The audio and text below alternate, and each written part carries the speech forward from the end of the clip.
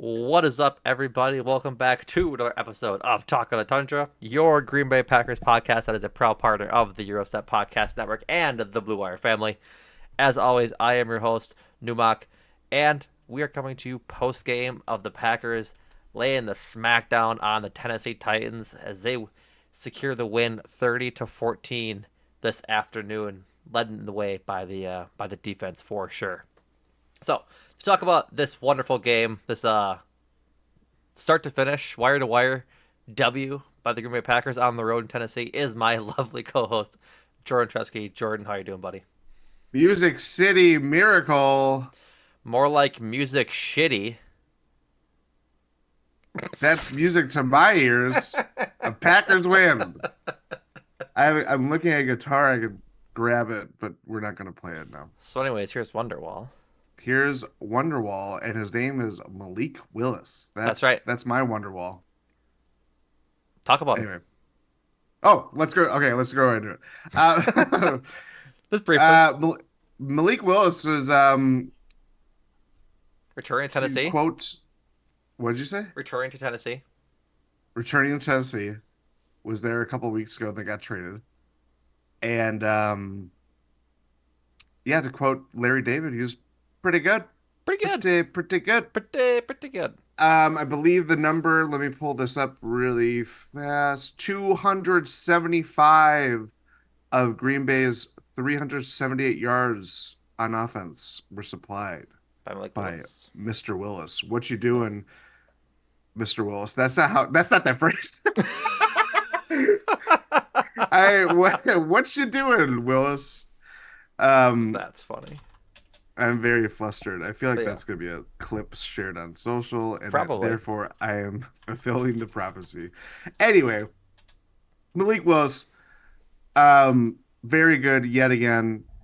I thought it was very interesting that in a, as we kind of talked about in the lead up to this game, Packers, instead of shielding Malik Willis like they did against the Colts and ran down Indianapolis's throats, it was Malik Willis making plays. It's him throwing a jump ball to Christian Watson to get them to like the 6 yard line in the red zone. Design run plays, a lot of pistol action. So there's a lot of like read options. You don't know, is he going to take the balls? Is he going to scamper? Um, do all that stuff. And again, like 13 of 19 as a passer, but super efficient game. It got a little wobbly in the second half, obviously, as the offense did as as a whole largely. Matt LaFleur did But say he tried to game manage a little bit too much in the second half.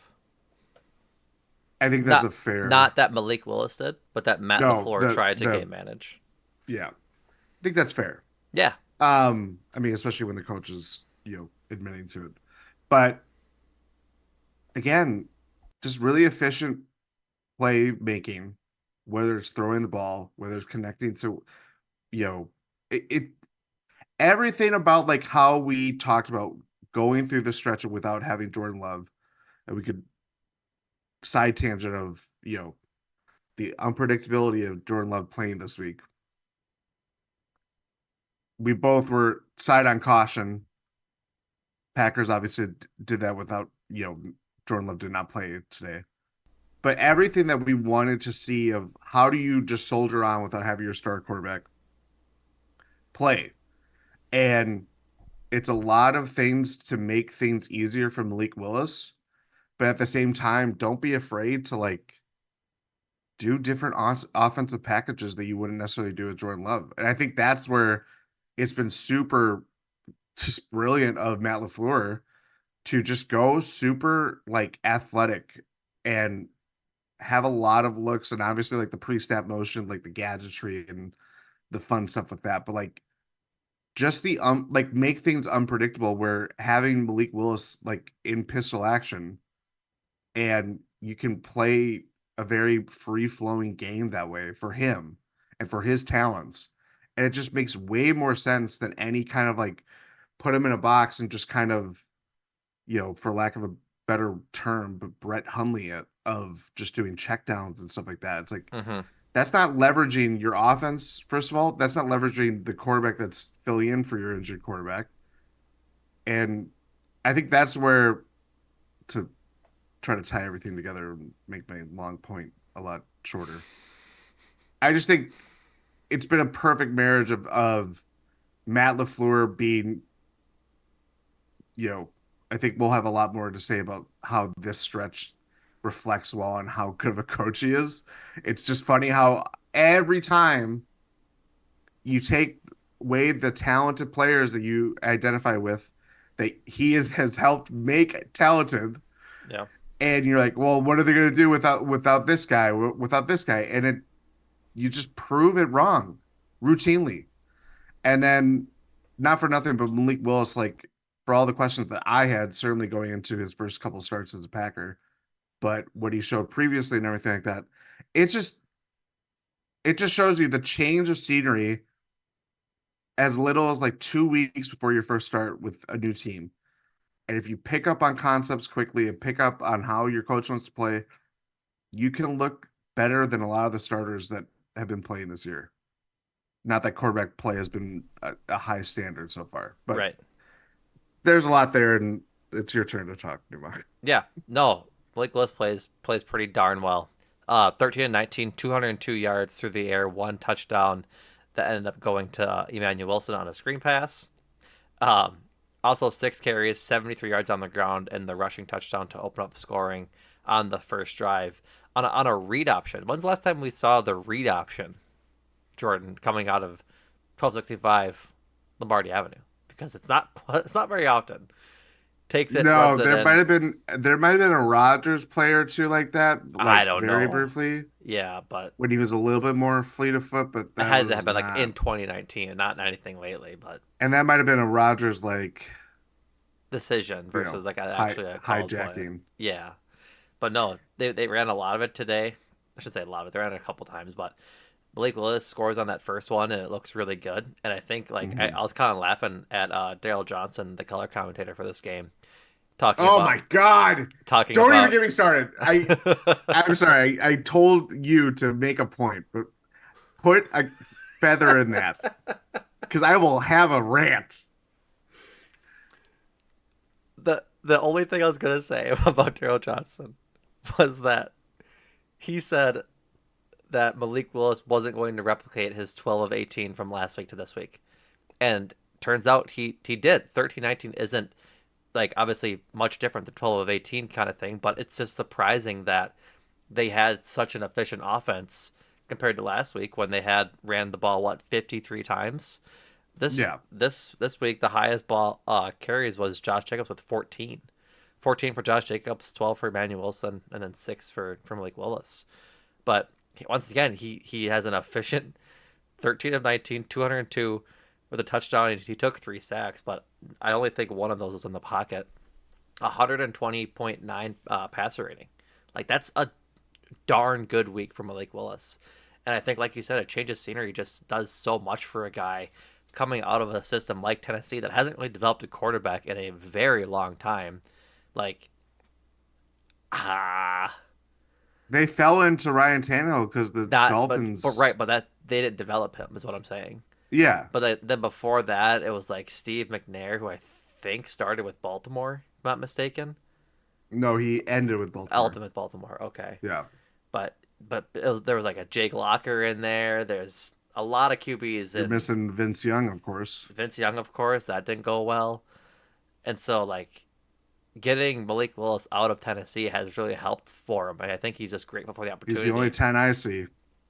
God damn it, Jordan. It's my joke. um, but yeah, he just played like so well. I think his attitude throughout the week was encouraging, talking about how he didn't think it was a revenge game, but everyone else was taking it as a revenge game. Um, this is from Christian Watson about Malik Willis. Quote, I was talking to the other wideouts earlier in the game. I don't care if he doesn't think if it's a revenge game. I'm going out there and playing for him. I want him to be able to go out there and win this thing. End quote.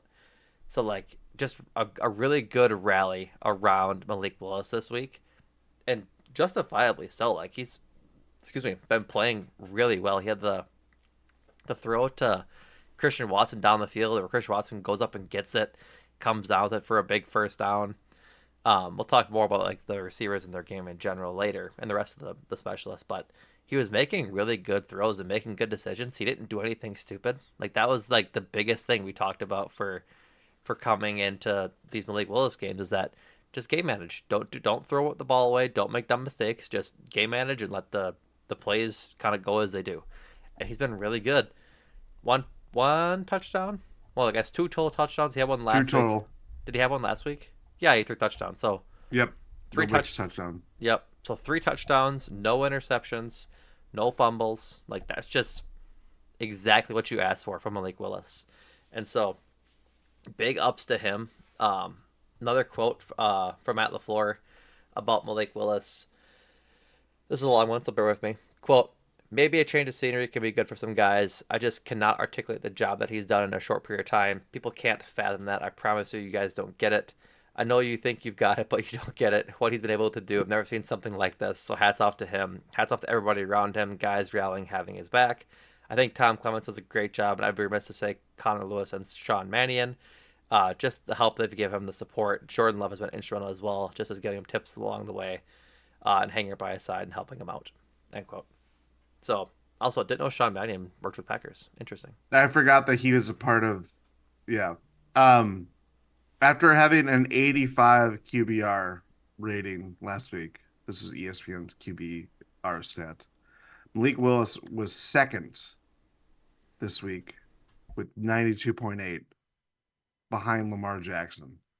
Suck it, Daryl Johnston. Oh my God. Okay, I have to go into this. Go ahead. So I'm watching these games on these condensed games. So there's a lot of filler cut out. Yep, a lot of filler.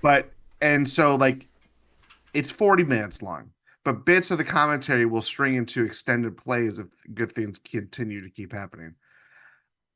I don't know what the hell. He's not a good analyst at this point. Okay. He's on their C squad, D squad. Tom Brady, Greg Olsen has leapfrogged him. Okay.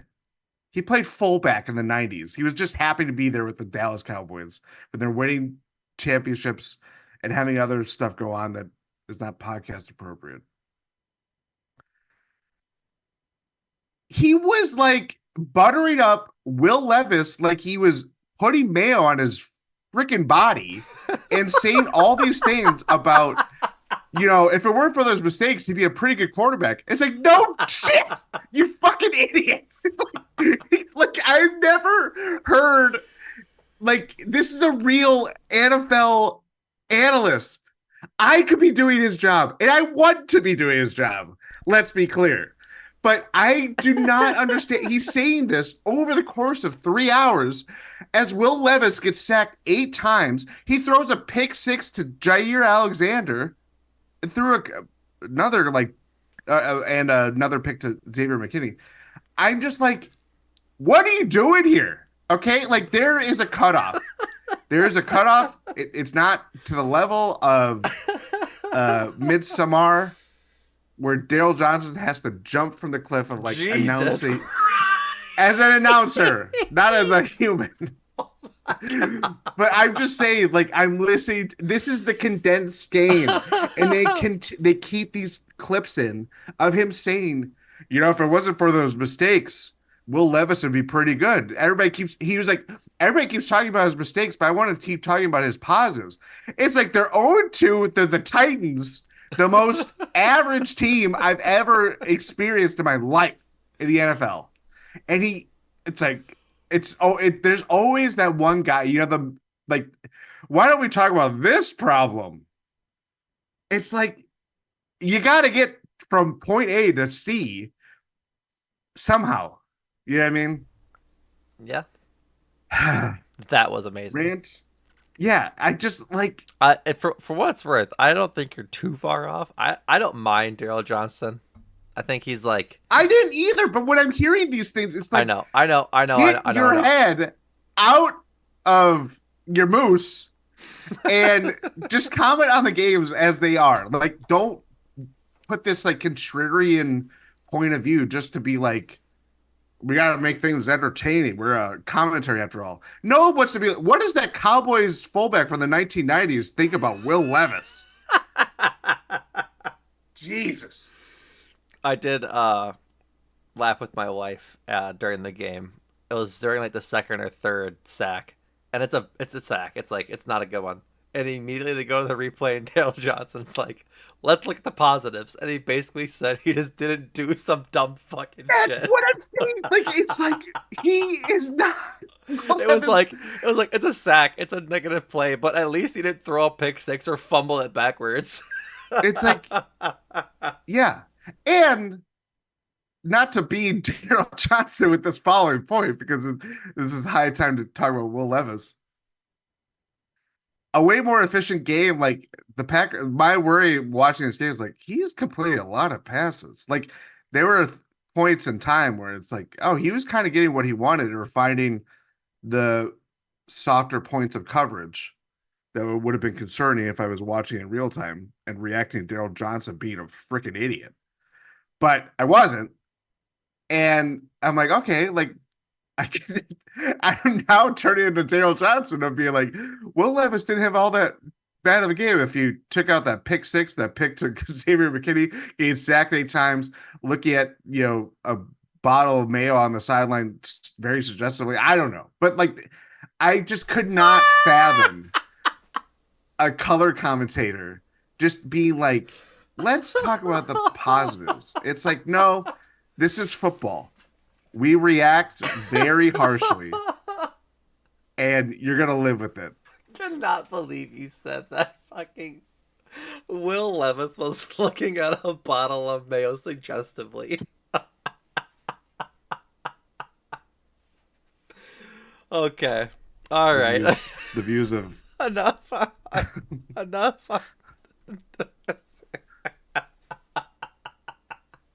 I love ranting against announcers. Also, Oh, can I no. just this is What is it? one more quick point. One more quick We point. gotta move on. I know, but this is for the listener, this to get off my chest because I've held this in. I'm crying. I don't care what the hell Tom Brady does. He wasn't Why even isn't on this this game, dude. I don't care. I do not care. But everybody is so like, how did Tom Brady do on this game? I got that off my chest. Back to the Packers Titans. Back to the Packers and the Titans. Oh my god. Oh, everyone took a deep breath after that laugh fest that we just had. Speaking of Will Levis and the Titans, let's talk about the defense. Obviously, the star of the show. We had planned on leading this podcast off with the defense, but I threw Jordan for loop since he mentioned Malik Willis first. So, uh, defense, absolutely. I don't know what you're doing with your fingers. They're raining down on Will Levis, Got who it. didn't have as bad of a game, according to Daryl Johnson. Audio listeners, go check out 18 minutes and some change, 19 minutes and some change of Jordan's finger action. Defense absolutely shows out today. 8 sacks, like we had mentioned, 2 from Preston Smith, 2 from Devontae Wyatt, 1.5 from Kingsley Anagbari, who had a great game today, and then another half pair of sacks from Quay Walker and Isaiah McDuffie. And I realize I'm missing some because that doesn't add Edrin up to Cooper. 8. Yep, Edrin Cooper got half of a sack as well. Is what I missed. Oh, and I feel Lucas like Van also Ness got one as well. yes, I feel like there's some probably if you looked at it on PFF or if you looked at it on Pro Football Reference or if you looked at it on ESPN, it would differ on who It gets would credit or differ. what. Yeah, Yeah, like because all of those guys were there's involved in two sacks that were something. definitely like combined. Mm-hmm.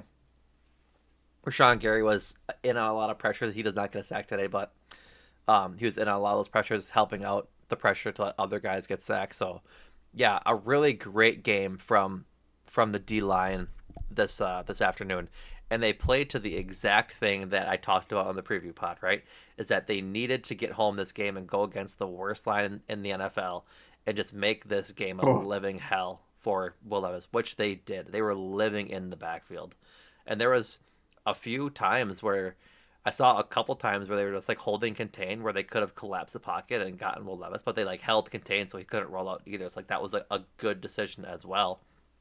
But I mean, my word, we didn't really see a whole lot of Kenny Clark. I don't think they called his name at all today, which like is surprising considering how well this team played all Only around. I think the only time they did was for his neutral zone infraction penalty. I think that was Preston unless I missed one. I think there's multiple. There was multiple. I just didn't see it. Okay, I must not have seen Kenny's then. Um, but yeah, it was just a great game from those guys up front, and they dominated this line that we needed them to do, and we talked about it in the last 3 weeks that this line hasn't really had a chance to really get off the ball and pin their ears back and get after the quarterback because they've had two athletic quarterbacks to contain the pocket. And it's not to Yeah. say, and then like they did it pretty well today. Will Levis had 3 carries for 12 yards, all on pretty much scrambles. But other than that, they were living in this backfield, dude. At one point, the Titans benched their right tackle Nicholas Petit-Friere for a different guy because he was getting beat so bad Yeah. by whoever was The pushing him. the But Edinburgh pass rush on him was just like insane all it game. was He had it such a looked good like game. Reggie White Yeah. just toying with an offensive lineman. Mm-hmm. Also, Peter Skoronsky, good thing you got to finish that economics degree at Northwestern because, buddy, it's like there's a scene in my mind of like from a movie or some form of entertainment of someone just like holding on to someone as they keep walking. That was like Peter Skoronsky like half the game. And basically Yeah. all of the Titans offensive line, but Yeah. it was shocking just how awful that is. Like that Yeah. is the definition of I think Matt LaFleur even talked about with like Malik Willis is that like when you throw or a lot of people were talking about with Drake May recently because Jacoby Brissett they played Thursday night. Jacoby Brissett is like under fire at all costs because that offensive line is just not there. And it's like having that bad of an offensive line. No wonder quarterbacks just go through hell and lose that potential or suffer stunted development when you don't have the protection that you need to diagnose plays, Mm-hmm. getting the ball to designed receivers or routes or whatever, because you're just under fire all the time. It's like Mm-hmm. that. Will Levis, the I'm turning into Moose Johnson right now, Real time. but it is just showing that like he could be He could whatever be they thought he he could be he could be for good, them. but they just can't protect him. He can't have No, time to get throws off. Like I think you made a great point in that when Will Levis had time to throw today and like when it was mostly the second half. The first half was pretty abysmal, yeah, which like could be a product of the game management from Matt LaFleur and the momentum kind of going the Titans' way in the second half for the most part. Um, but 26 to 34, 260 and 2 touchdowns to go with the 2 picks obviously isn't ideal. But like he played a fine second half. He was finding DeAndre Hopkins a lot more. DeAndre Hopkins finished with 6 catches, 73 yards, and a touchdown where he absolutely just oh my took god, Eric Stokes' lunch, which like yeah, that's just DeAndre Hopkins. He's just that kind of player. He's one of the best receivers all time for a reason. And yeah. so that'll happen, but I mean, yeah, if they get a better line, maybe it looks a little better for Will Levis, but he still made dumb decisions today, and he still um, isn't the most mobile quarterback. So it's kind of I don't want to say chicken and the egg, but it's like you can't really know what Levis can do until you get a line behind him, and he's not going to be able to do anything until he gets or a line in front of him.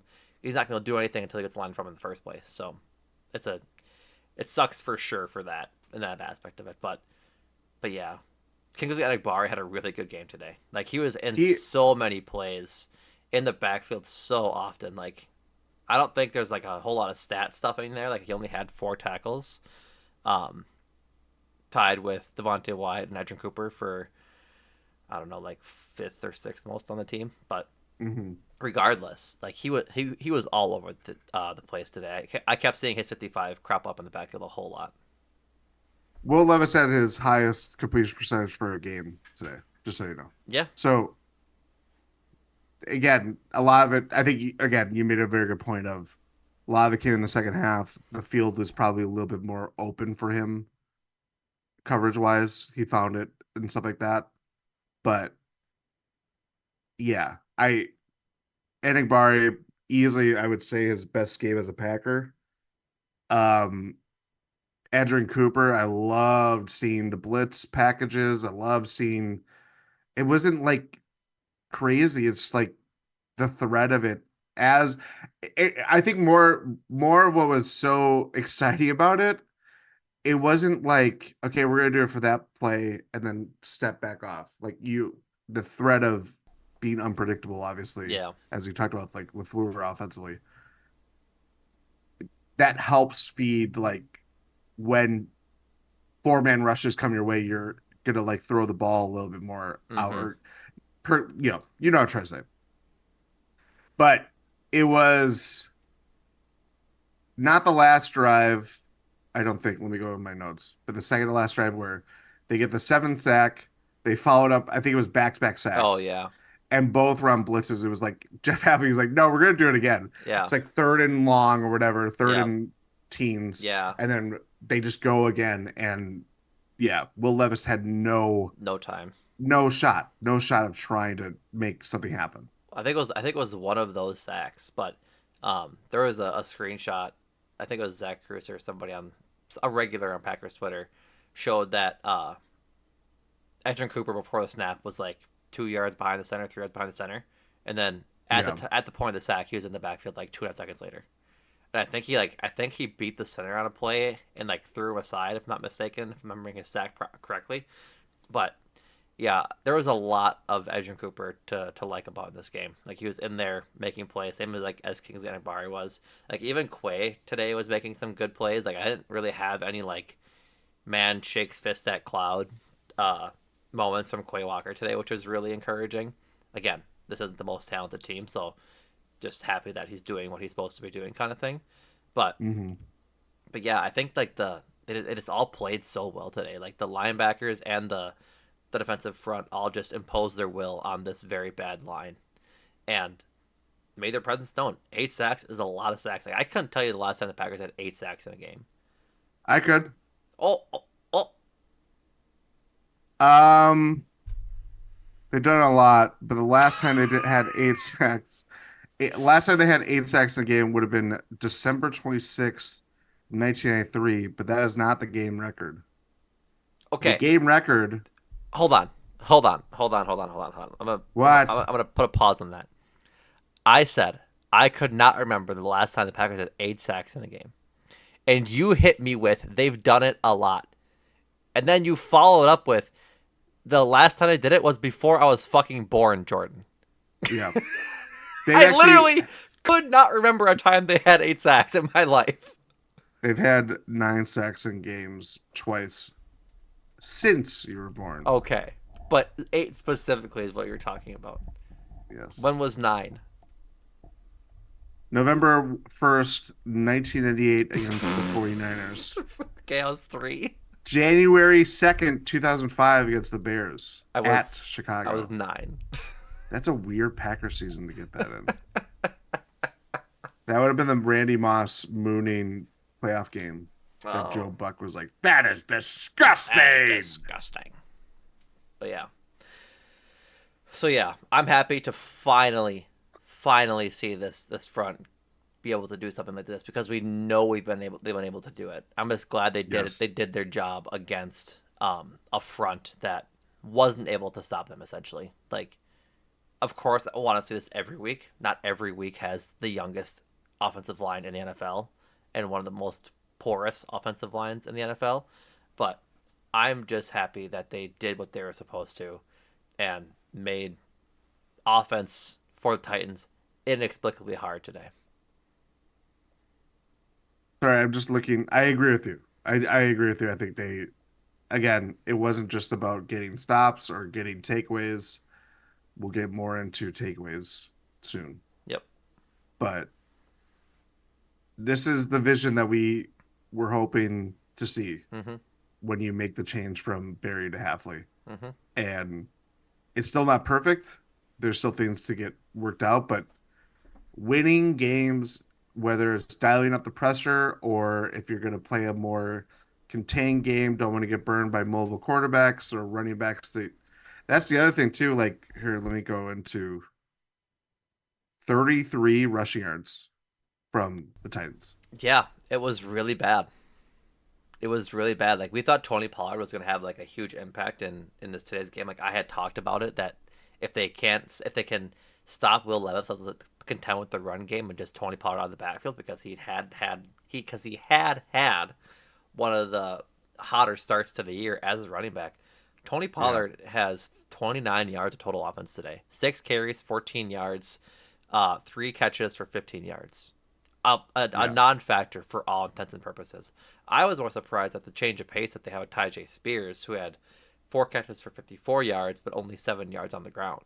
Like he was more of a burst for them in like the screen game than Pollard was. But I think that's kind of the gig with the running back by committee they have going on there. But yeah, they they stopped the run today for sure.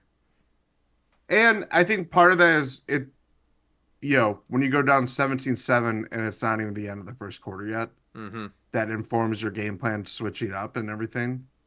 Like the ground game is going to be, non-existent Yeah, to some if you go down degree. that early, you're gonna have to throw the ball a lot in order to get Yeah, back. especially with the way that the offense was playing for the Packers. Like they again, we'll go jump back and forth, but they were missed chances there. They were definitely in scoring positions that they didn't capitalize on, or they had a lot of self-inflicted mistakes with penalties that just killed drives.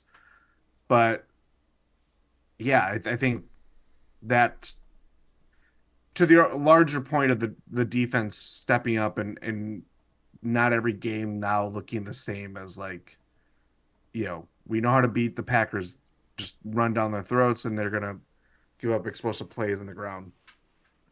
And they'll play a very vanilla, soft defensive coverage Mm-hmm. routinely and dial up pressure only when needed. I just think are starting to see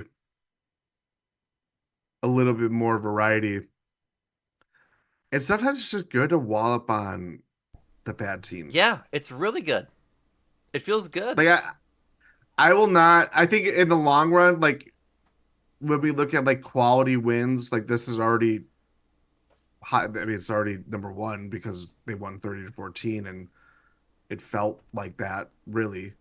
Yeah. But if they win against better opponents, we're gonna kind of like shortchange what this felt like. It's like no, Yeah. like for whatever Daryl Johnson wants to say about the game getting closer, um,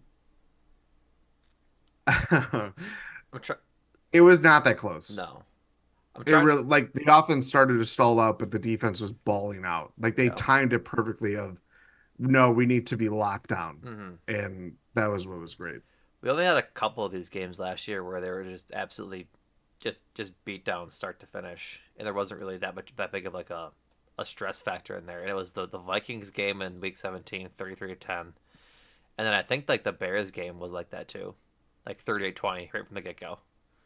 So Yeah, other than that, they didn't really have a whole lot of those last year, and so it is just nice just to have one of these wins where they start hot, and then they hold the lead the entire time. Like I think that like the difference between this game and the game last week against the Colts is that they just executed better when they needed to. They didn't leave points. They didn't leave a whole lot of points on the board. Uh, they put the game away early, like Jair Alexander's pick six, which we'll talk about in a minute. Like really put this game away relatively early. Like you said, it was 17-7 before the first quarter even ended. Half goes to be 20-7. Come out and score a touchdown right away in the second half. To be up 27-7, I believe, and then just kind of coast from there. And so, yeah, it was just a great wire to wire win for the defense, and yeah, it felt good to beat up on them like this. So, yeah. um, let's move on to the secondary and those 2 interceptions that they had today. Also, we also forgot to mention um, Kingsley Enagbari forcing the pressure and or the Yes, fumble that Lucas Van Ness recovered. I forget how. forcing the fumble. Yeah, Enagbari forced the fumble. Lucas Van Ness recovered it. So again, I talked about Enagbari being all over the place. He had a great impact on today's game. But talking about the secondary, like I had just mentioned, Jair Alexander gets his first career pick six on a curl route or like a 5-man hitch route. Essentially, I think he was covering DeAndre Hopkins, if I'm not mistaken. Takes it all the way to the house for like a 25, 30-yard pick six. High struts, big leg kicks into the end zone. Like you had talked about wanting to see Jair really perform these last couple of weeks. Is that exactly what you're looking for? Yes, it is. This is what I wanted to see. This is what we knew it was capable of. He Cowboys playoff game last year was a perfect example of it was not a sterling season for Jair Alexander, but he can make big plays. He's one of like he's got really good hands for a corner. It's not just about jumping routes, but like anybody can jump a route if you're that athletic and know the routes and know the play. You know what I mean? But as we've seen with whether it's Quay Walker or even Keyshawn Nixon, some be in the position to catch the ball doesn't mean that you're going to catch it. No. You know, I mean that was and Jair week 1, right? He dropped that one or last week? One of the two. He dropped one within the last 2 weeks. week one sounds more right No, because he because got Quay one. had. No, he got one week 1, Oh and then yes, he yes, dropped yes, one yes, last week. That was yes, on the sideline. yeah. But yeah, I that a game breaking play that I just want to see more out of. I'm not going to expect a pick six every time, No, but of course not. it's just another way to add up the disruption that the Packers defense is conjuring up right now. Yeah, and then to go with that, Xavier McKinney ices the game, going up and getting his third interception in third games. Like I know I said it last week, and I'll say it again. I'm not one to oneing. I'm not. They're not the same player, but Xavier McKinney is having a Charles Woodson esque impact on this Packers team right now. And I'm not saying that I'm wrong or that I was the first or anything like that, but I'm starting to see chatter on Twitter from respected people that they're drawing the same sort of comparisons between him, Nick Collins, and Xavier McKinney. Like what's the Collins and McKinney? They're all having the same sort of impact on the Packers defense, or had the same impact on the Packers defense, and now are having the same impact. So, I mean, by all means, keep it up, X, because this is awesome to watch. It's really Yes. fun to watch. He plays all over the field. He had a couple tackles at like the line of scrimmage today, on guys in space, tackling guys near the sideline too. Like he's all over the place, and I think what is just so, I don't want to say unique, but what is so dynamic about Xavier McKinney is that he has the athleticism to to recover on plays to go get the ball that's being lofted up in the air. Like I think that's just the beauty of the safety position is that if you have a really athletic one, you can get back and recover on a play where most other safeties might not be able to do that. And I think McKinney has Yeah. shown his ability to do that twice in 3 weeks now. I think the Jalen Hurts interception and the one today against Will Levis were examples of that, where he gets back and recovers, makes the catch while up in the air, and then has the interception. He had said preseason that he wanted to have 7 interceptions this season. He's already at 3, so I'm good that way. I saw the stat for turnovers for the Packers. They had 7 all year last year, Yeah. 7, and now they're at 6 after today's game. Like that is going to be the story of the season for the Packers if they can continue to generate turnovers like this and really keep up this momentum throughout the season. It's going to be really hard to beat the Packers, especially hopefully when Jordan Love comes back. I will say I think it is a little noisy. Like the couple against the Eagles were in Brazil. That was a unique situation in and of itself. And then they've had 3 interceptions, right? Or no, 2 interceptions against Anthony Richardson and 2 against Will Levis. And so, Yeah. One of those is a pick six. right. But that's where turnovers are. It's Right. you Like just can't rely on it year to year, right. I think, but like the much biggest, less what game to my game. my point being is that they've faced two pretty bad teams, and then they played against Jalen Hurts in Brazil.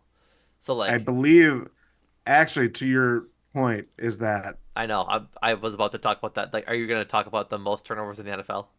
yes, Yeah. yes, Um, most interceptions in the NFL, top three is Will Levis, Anthony Richardson, and Jalen Hurts. I've thrown the most interceptions this season, which conveniently is the Packers' week 3, week 2, and week 1 opponents. So, like I said, I'm not sure how much we can rely on this. I'm hoping we can, because I think it's obviously it's very fun to watch, but it also makes this defense so dynamic, and winning the turnover battle week in and week out is going to win you football games. That's just how it is. And um, so yeah, it just really fun stuff to watch from the defense today. and the pick from McKinney to really seal the game was the exact doubling Calvin Ridley, who uh Was bad where did he today. finish? One catch for 9 yards on three targets. A just non factor in the game today. That's what you wanted, Yeah. and much I'm sure much of that came against Jair. The fact that the targets weren't there was even more of a huge thing. It's taking away that best option. And I think, you know, probably going back and seeing how that happened, whether it's through film or, look at like specific coverage snaps and everything. But that pick with McKinney on the to Ridley was exactly like how we felt like this is how you take him away. This you just gotta blanket him, Mm-hmm. send bodies, send double him, whatever. And I thought that was a very fitting way to, you know, end the game and capitalize on that point.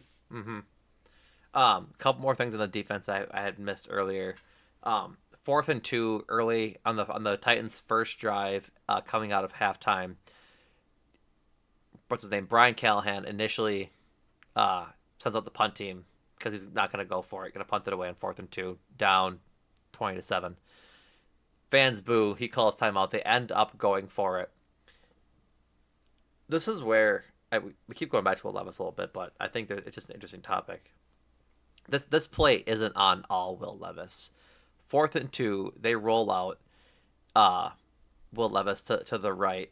Quay Walker and Isaiah McDuffie play it perfectly and absolutely blow him up, and he's held to no gain. Does not get the first down. But the issue is that when he rolled out, he had Tony Pollard in the flat. He could have thrown it there, right? But then Mm-hmm. he had two guys over the middle that were that were open essentially if he throws it right away. So like that part's on Will Levis, but you can't put like that play on his shoulders. Like I think you just have to call something simpler than a designed rollout, throw on the run to your running back in the flat or over or like across your body to the guys coming from the left side over to the right side of the field.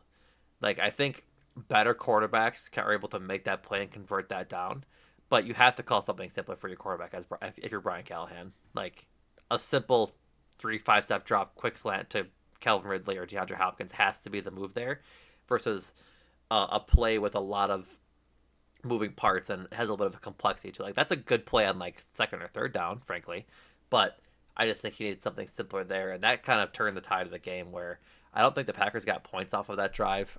If I'm not mistaken. I'm scrolling to Yes, they did. they did. This is we'll talk. Well, they did. It was Emmanuel's, which I'll gloat about in a second. But um, regardless, it's just like that's just a tough play to put Will Levis in. But also the reason why I make this point is that Quay Walker and Isaiah McDuffie played that perfectly. Like they Yes. played it so well and able to get the turnover on downs. And I saw Quay like yell to the sky and flex. And it's like, okay, Quay, like thank you for making a good play and having some emotion about it. Not that having an emotion about it is like ever an issue with Quay. I was happy to see him make the good play, you know. Yeah. So, all right, Jordan. Should we talk about the rest of the offense that wasn't Malik Willis, all the specialists and folks like that. Yes. Let's start with Let's do my it. king, Emmanuel Wilson, who had just scored on that screen pass in the ensuing drive after that fourth down turnovers. Oh my god, I was so happy. I was yelling. 12 carries, 50 yards for Emmanuel Wilson on the ground to go with two carries for 30, or I'm sorry, two catches for 35 yards and that touchdown. He just brings it, Jordan. He brings a boost. He's got so much like burst to him that you just don't see. I think you see it with Josh Jacobs well enough. That's not my point. But like he's just so shifty and he makes good cuts in the backfield. Like he had a cut in the backfield where he was dead to rights. Like he should have been taken down Yes. for a 1 or 2 yard loss, and he bounces it out and gets like 6 or 8 yards. It's like that's what we're talking about. Like that's what I want to see out of the run game, and like to the run games like the run game in general today, it was tough sledding in the first half against Devondre Sweat and Jeffrey Simmons. Like to Jeffrey Simmons' point during the week, uh he said nobody runs the ball against the Tennessee Titans, and for by and large that was true for the first half. They were not running the ball that well. I mean, Jordan, did you see how many times To the running backs, yes. Yes. Did you see how many times Josh Jacobs ran up the middle for no gain today? Him and Emmanuel It was a Wilson. lot. It was quite a It lot. was a lot. And like Josh Jacobs 3.1 yards per carry. and to the Packers' point, they were like, screw it. We're just not gonna run that way anymore. And they started running outside. It's like, thank you Yep. for doing that and making Yeah. those decisions. Hey, the Titans' best players on defense are in the middle. Let's run away from them. That That was literally, it only took an entire half to figure that out and to yeah, change that game plan. But like still 188 rushing yards. 188 So rushing yards, 5.1 suck yards at per Jeffrey carry, Simmons. and a touchdown. The touchdown being Malik Willis's. So Yeah. yeah, but like I mean, like Josh Jacobs had a good day too for all intents and purposes. 43 yards. He got his more in the second half. He had a couple or only one catch on the back for 5 yards. But like Jaden Reed, he had two carries, 19 yards. He had a good day today. Four catches for 50 yards. That first play of the game, that was Yeah. so pretty. They faked the He just scoots around. oh That's what he just like it's so exciting to watch him. He just is always moving. if I'm not It's mis not always like the most dynamic or electric play, but it's just like he knows where it's going to develop. And just like that's where it's like having a threat or a valve like that is just so it's great for this current situation with Malik Willis, but it's great for this offense of just being like you don't know where the play is going to develop. It could be well before the line of scrimmage, or it's going to be a deep bomb to Christian Watson that they converted twice today. right. It's it's so much fun. It is. It's a lot of fun. The first play of the game, they fake a pitch to Josh Jacobs off the right side. They pull Elton Jenkins and I believe Josh Myers to get the entire offense flowing that way and have Jaden Reed line up in the slot on the right hand side of the ball, come over the middle, um, get catches the ball like 2 yards beyond the line of scrimmage and he just scampers for 30. It's like, oh my god. It was just such a pretty play. Okay, Tennessee, we're the Green Bay Packers. We ran the ball 50 times last week. We're starting the same quarterback. We're probably going to need to run the ball again today. We're going to start with the run. Wrong. Wrong. Easy pass to Jane Reed for 30 yards. It was a great scripted play to start with. Like, I don't think I've ever been so happy and so, like, able to recognize a great start of a scripted play since the Christian Watson deep ball to Minnesota in Minnesota as the first one. Like that is a great first play then. Yeah, This is also a great first play now. Like no, it was just pretty. Not to mention like the rest of the receivers put on a clinic today, run blocking down the field. Like they put their blocking gloves on last week and they did it again this week. And I just I appreciate the receivers doing that dirty work that is selfless, right? Like we talked yep, about it last week. All these guys want to catch passes. All these guys want to catch touchdowns. But if they're winning, I don't think they really care because they block with such ferocity on some of these things. Like they really actually do care about doing that job, and I'm thankful for it. I'm really thankful for it. Yeah, and a good shout out. We're gonna talk about we talked about Jaden Reed, Christian Watson, Romeo Dobbs had a great he only had one catch for 18 yards, but it was on a 3rd and 14, I believe. Mm-hmm. Like just pulling it out of thin air. Yep. Blake Heath, I don't know how many snaps he had today. We'll see in the morning when snap counts are reported Published. on.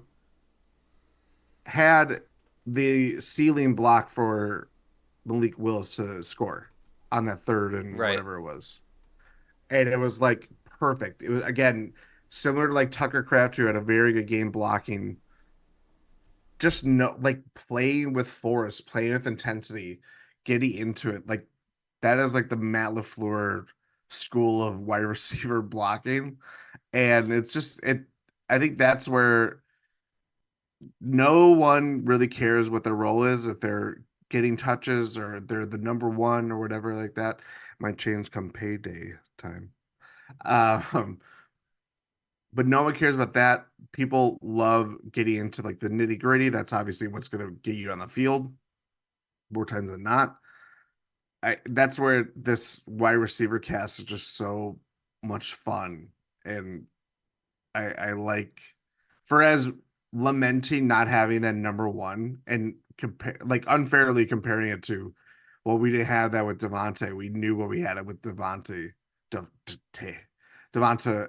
Why am I Are struggling you to say good? his name? Devontae.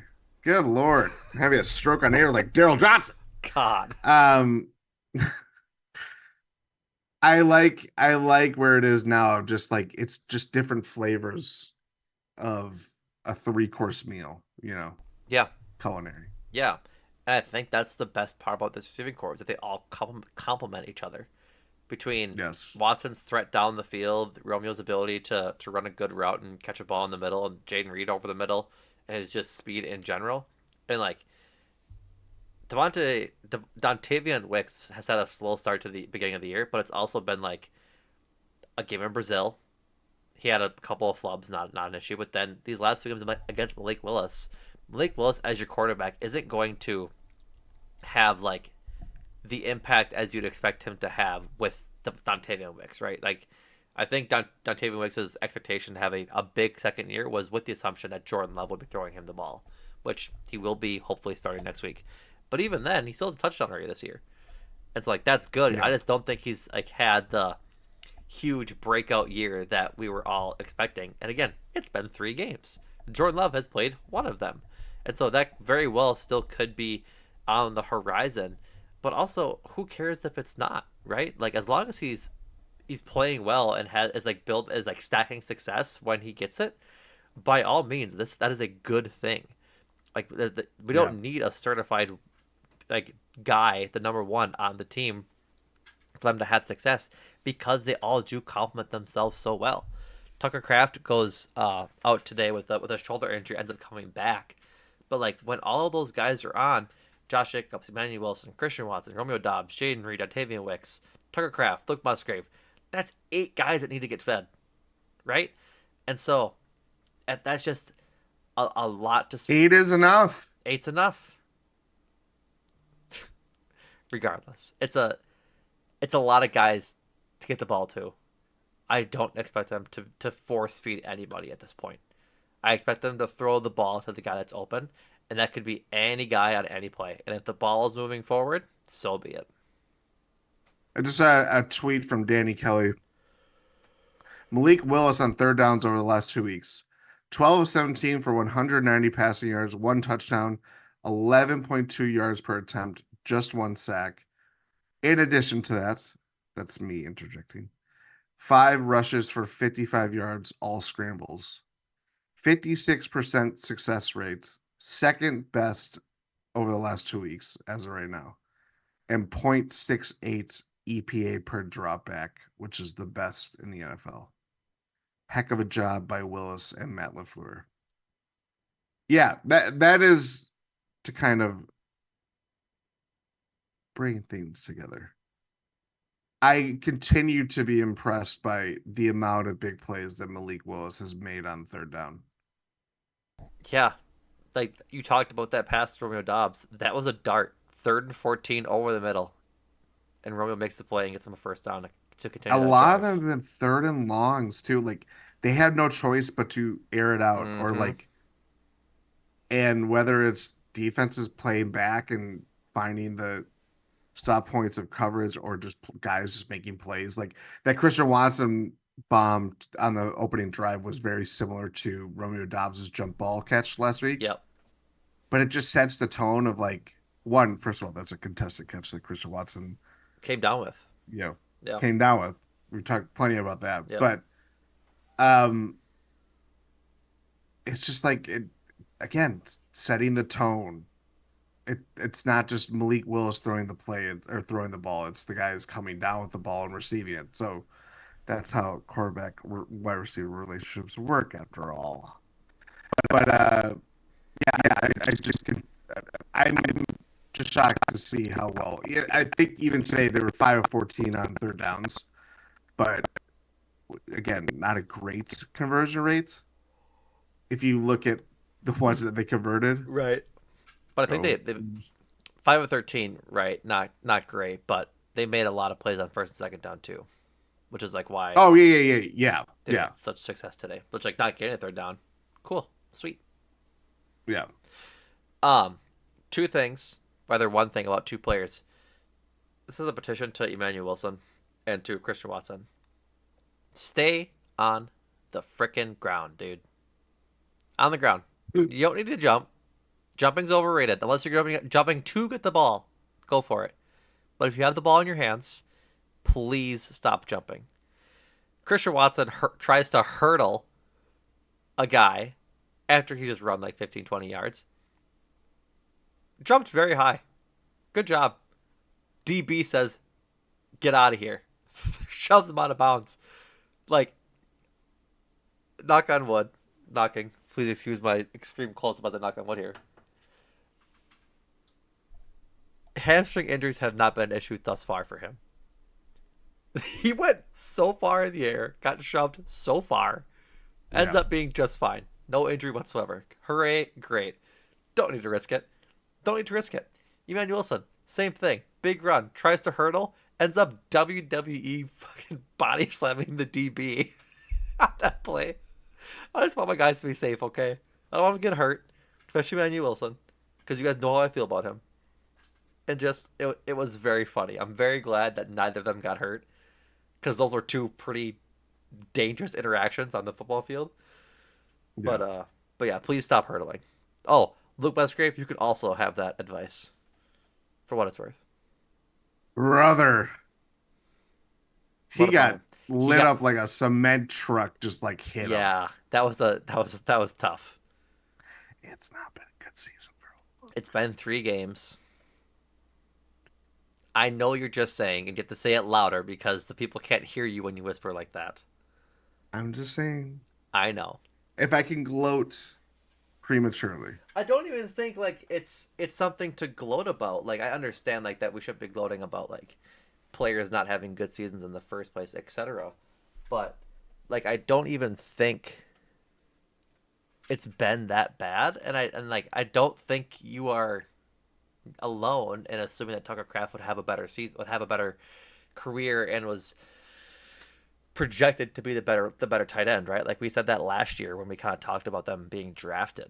I think him coming out as hot as he has, talking about Tucker Kraft, is a bit more unexpected than Luke Musgrave's coming out a little slower. But I mean, unless it continues like this for the entire season, then I think you have an opportunity to gloat. But he might just be resigned to being a blocker and letting Tucker Kraft be the receiver if he can block. if he can block. That he on that motion block today, he kind of got lit up and he was in between. He was in between steps and then got pushed back into the. I know it was bad, but yeah, I don't know. Like I I still, just where is his like center? He just wilts he does wilt. sometimes. I get it. I get you. Get some core strength, says the podcaster. And with that, folks, do you have anything else? Anything else you want to talk about? Actually, I think there might have been one thing. Let me go back to the box score. We talked about Mayo Wilson, Malik Willis. I don't think there is, but I'm I waiting. don't think there is Yeah, either. Braden I thought there Arvison was. missed a fake one. Doesn't count, but Oh, actually, that was what I was gonna we're still watching, ask. pal. I'm nervous. I'm not nervous like I was with the unders we talked about last week, but like it's starting to be one a game, which isn't ideal, obviously. He had a 47 long Yep. He hit yarder, he hit a long one, but that was after missing a similarly long one. But that was and that was negate not. but that was negated to It was negated by a penalty that gave defensive him up. holding on a field goal. I didn't know that was possible. Oh, that was the other point. I didn't know it was possible. Yeah, that seems. Penalties, they were dog shit. They were horrible today. They have to be Yeah, more disciplined. Elton, not a good game for him. Had a No, few holding slash. he allowed a sack. He had a hold and I think an illegal formation or something like that. Maybe two holds or something like that. Rasheed Walker was bad today. He had two penalties in the first half and was letting up pass rushers all over the place. Zach 10, Tom had 10 a penalties, 75 yards. yeah, that's not good. No. And, you know, one of the few strengths for this Titans D so far is their defensive front, specifically their defensive line. So it was going to be a tougher challenge for the offensive line to. Right. It was more shocking to see like Elton, who I would say is their best lineman, get called for penalties or get stung by mistakes Mm-hmm. more than whoever else you think would kind of struggle. Yeah. Yeah. They gotta clean up the penalties. They have to. I this is we're gonna go a little bit long on this conversation. I think we need to, but I wonder if Jordan Morgan is healthy, like how long Rasheed Walker is out there.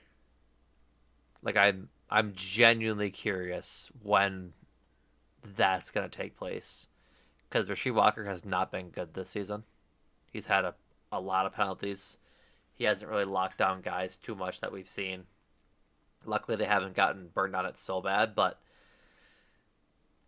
I think I think by start of next season, at the super latest, I think Jordan Morgan might be at left tackle If they don't draft another left tackle.